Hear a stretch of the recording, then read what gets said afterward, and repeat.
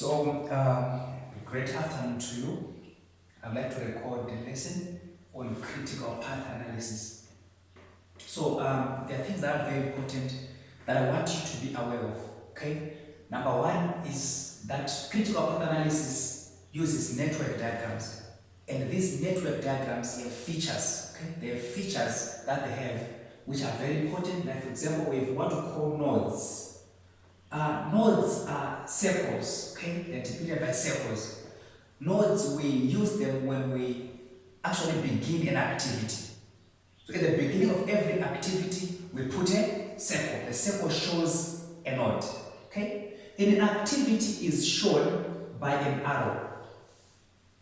An arrow indicates an activity. There's an activity, okay? And remember, an activity consumes time and resources. So an activity consumes time and resources.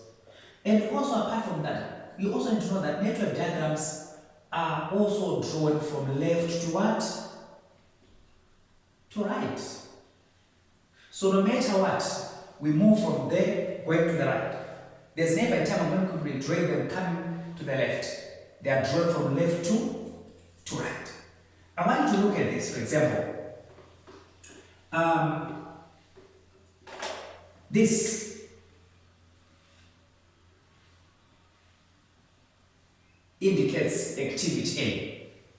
Okay, so we have a node there showing the start of activity A, and this is where activity A finishes. If activity A is to be followed by activity B, then we're going to have something like this, for example. This activity B, this is activity what?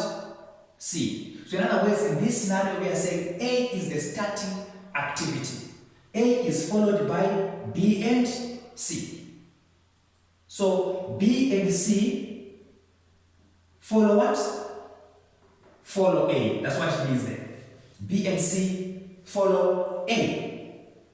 That's what we are seeing from there, isn't it? So activity A is the starting activity. In other words, there is no preceding activity. But B and C follow what? Follow A. Now, if we have another scenario, like for example, where it says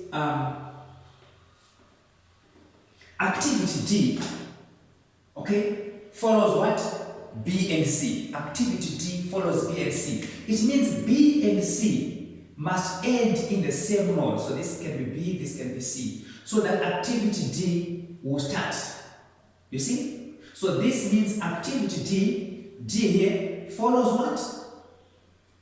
B and C. In other words, activity D cannot start until B and C are complete. So this is very important too. That's basic. So I'm drawing them from here going to there. Okay? At the start of every activity, we must put a node to show that this is the start of an activity. So I would normally say that we put a circle at the start and at the end of an activity. Like here I have an example that I have. Let me look at it from my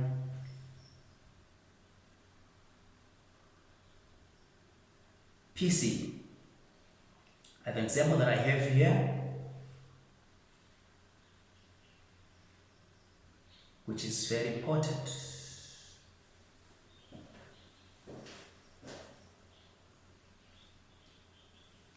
Right, so from my example here, I have activity A and B being the start activity. So in other words, from here, I can see that activity A and B, they're starting at the same time.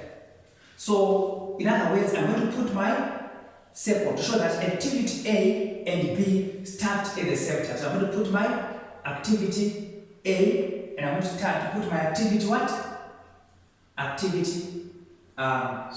My activity B here. So this means activity A and B are the starting activities. They're starting at the same time. So A and B start at the same time. They have no preceding activity. Okay? Then I'm being told that C follows A. So this is A. So I'm supposed to put C. So I'll put my node, then I'll put my C here. C follows what? A. Then I've been told that D follows A.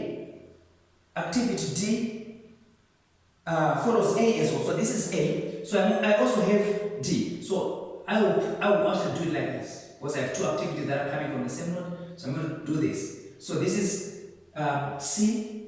This is D. Because from there I can say that C and D, they both follow what? A. Then E follows B. So here I'm going to have E following what?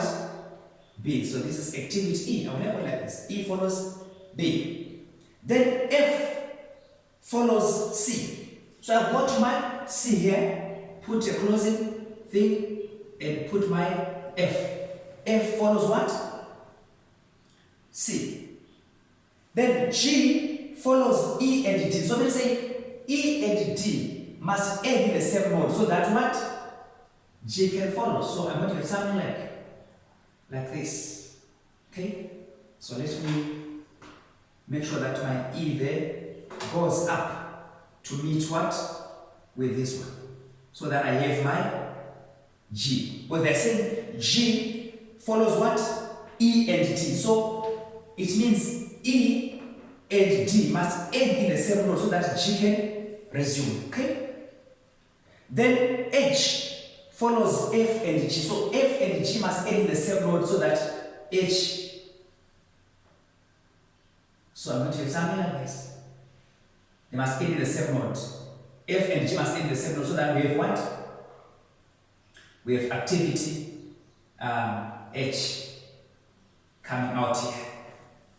So H follows F and G. So that is done. I think from the example that I have here, because they're saying A and B are the starting activity for sure. This is our A, this is our B. They're starting activities.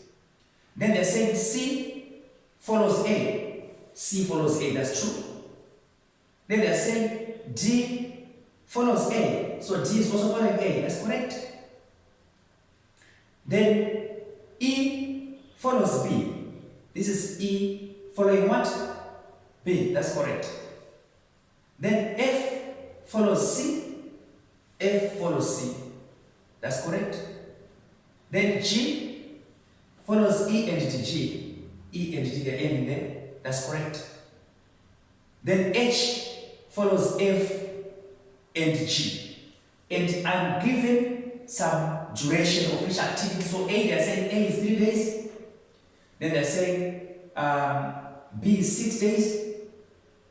B is 6 days. Then they're saying C is 5 days. So we write these days under here, isn't it? C is 5 days. Then they're saying D is 9 days. So D is 9 days there. Then they're saying E is 8 days. So E is 8 days there. Then they're saying F is 4 days. F is 4 days there. Then they're saying G is how many days? 2 days. G is 2 days there. Then H is 3 days. So we're going to put 3 days there. So this is how we draw what a critical path or a network diagram. Okay? That's how we draw it. As you can see, we've been drawing from left to right. There's never a time when we try to draw it from right going to the left. So that is how we draw it. We draw it, isn't it? So what I'm going to do is, in my next slide, I'm going to teach you also how to calculate what were the EST and the LFT. Okay, so that we can calculate the total duration of this particular project that we have here, and identify what were the critical path, which is the longest what? Path. Okay, thank you very much.